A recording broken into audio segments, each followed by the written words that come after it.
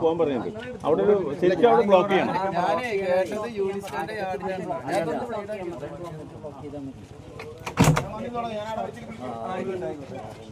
തുടങ്ങിക്കോ. സ്റ്റാർട്ട്.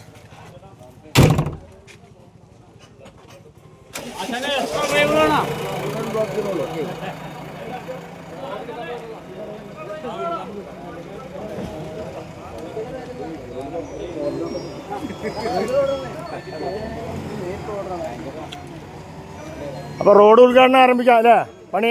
പൈസലേ പണി റോഡ് പരിപാടി ഇന്നല്ലേ? എത്ര മണിക്കാം തുടങ്ങിയല്ലേ?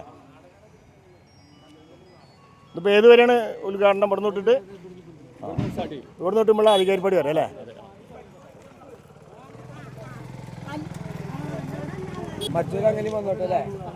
ഇതിപ്പോൾ പഞ്ചായത്തിൻ്റെ മൊത്തം പരിപാടി വരെ ജൽജീവൻ്റെയാണ്.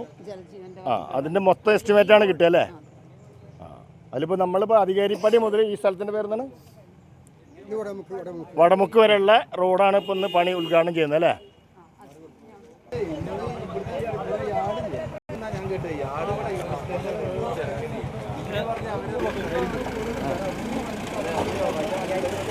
പെരിഞ്ചീരിപ്പീടി നല്ല സ്ഥലത്തിന് പറയാം. ഇവിടുന്ന് അധികാരിപ്പടി വരെയുള്ള റോഡ് അല്ലേ?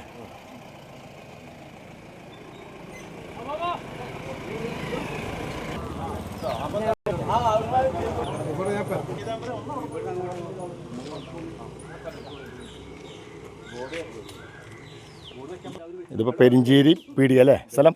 പെരിഞ്ചേരി പീടി മുതൽ അധികാരിപ്പടി വരെ അല്ലേ? അധികാരിപ്പടി അല്ലേ? ഇനിയിപ്പോൾ നമ്മളെ പഞ്ചായത്തിൽ എത്ര ഇനി ബാലൻസ് ഉള്ളതൊക്കെ കംപ്ലീറ്റ് ചെയ്യുന്നില്ല ഇവർ? നമ്മുടെ പഞ്ചായത്തിൻ്റെ ആദ്യഘട്ടം ഈ റോഡ് കൂടി കഴിഞ്ഞിട്ടാവും. പക്ഷേ ജലജീവൻ ചെയ്തുള്ള വർക്കുകൾ പലയിടത്തും പാച്ച് ചെയ്യാനുണ്ട്.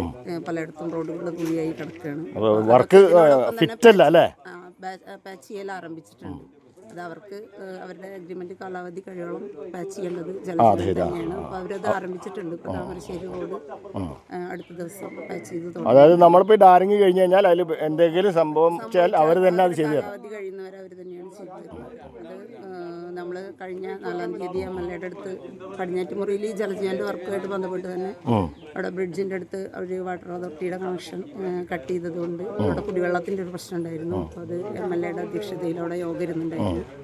അവിടുന്ന് ഇവിടുത്തെ പാർട്ടിയുടെ LC സെക്രട്ടറി, ബ്ലോക്ക് പ്രസിഡന്റും ഞാനും ഒക്കെ ഉൾപ്പെടെയുള്ള യോഗമായിരുന്നു. അപ്പോൾ അതിൽ ആ പ്രശ്നത്തിന് പരിഹാരം കാണുന്നതിനോടൊപ്പം 4-ാം തീയതി ആയിരുന്നു. 4/10/2025 അല്ലേ? അപ്പോൾ അതിനോടൊപ്പം തന്നെയാണ് ഈ റോഡ്. അപ്പോൾ ഈ അറ്റകുറ്റപ്പണികളൊക്കെ ചെയ്യാമെന്ന് അവർ പറഞ്ഞിട്ടുണ്ട്. ചെയ്യാം, അത് ആരംഭിച്ചിട്ടുണ്ട്.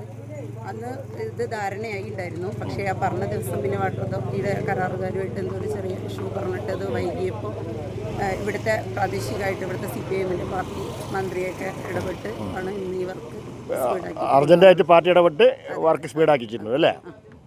ശരി. അപ്പോൾ പാർട്ടിയുടെ ഇടപെടൽ കാരണം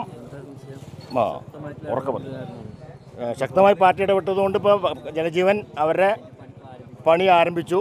ഇനി അല്ലെങ്കിൽ സ്തംഭനാവസ്ഥ ഉണ്ടാവില്ല. പഞ്ചായത്ത് മൊത്തം അവർ ക്ലിയർ ആക്കാമെന്നാണ് പറഞ്ഞില്ല അല്ലേ? പിന്നെ ഇപ്പോൾ നമ്മൾ ചെയ്ത് കഴിഞ്ഞാൽ അതിൽ വല്ല അപാകതകളുണ്ടെങ്കിൽ അവർ വീണ്ടും ചെയ്തു തരാനാണ് പറഞ്ഞില്ല. കഴിഞ്ഞ 4-ാം തീയതി ആയിരുന്നു കമ്മിറ്റി അല്ലേ?